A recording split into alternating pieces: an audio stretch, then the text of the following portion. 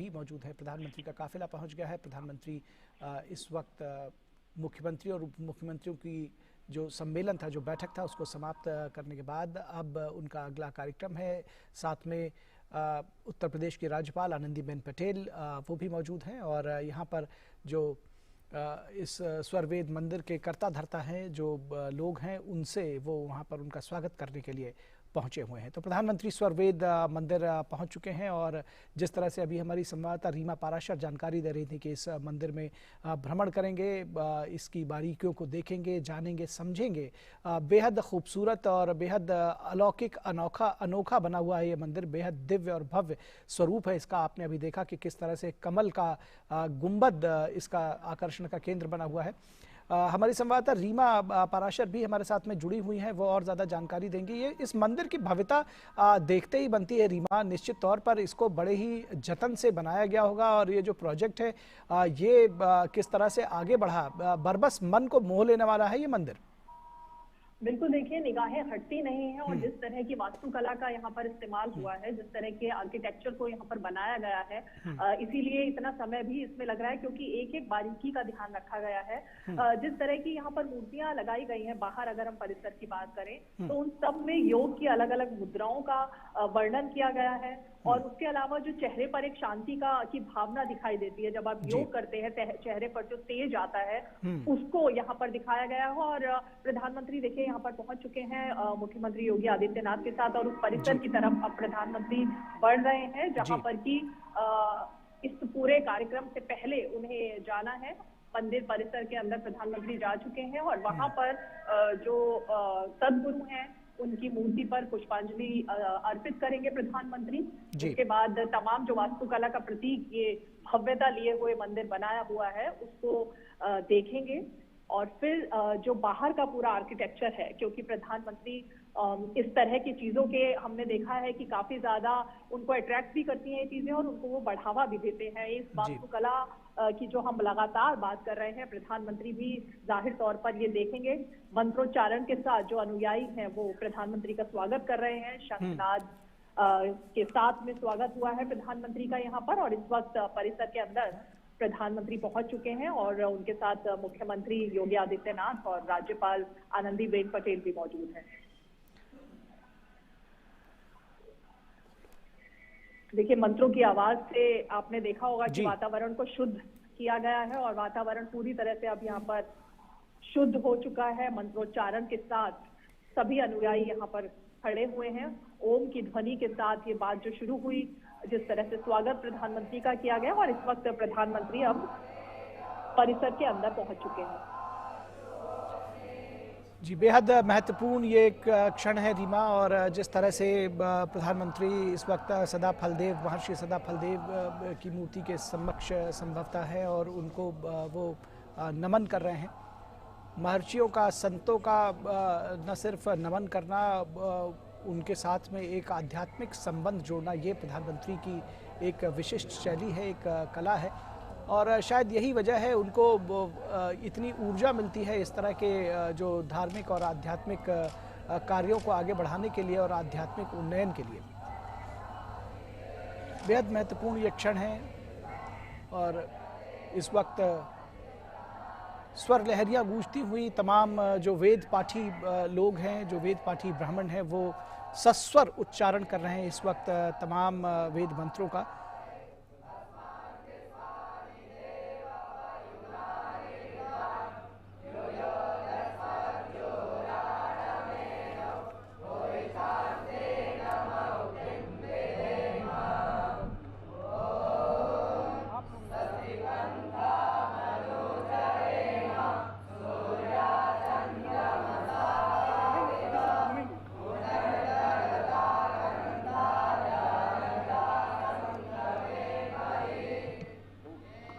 जी रीमा, हमने देखा कि किस तरह से प्रधानमंत्री का स्वागत किया गया सस्वर गान के साथ में, स्वास्तिक गान के साथ में और अब वो इस मंदिर परिसर को का निरीक्षण करने के लिए आगे बढ़े हुए हैं। बिल्कुल, देखिए आगे बढ़े हुए हैं और ये जो हमने वेदों का यहाँ पर उच्चारण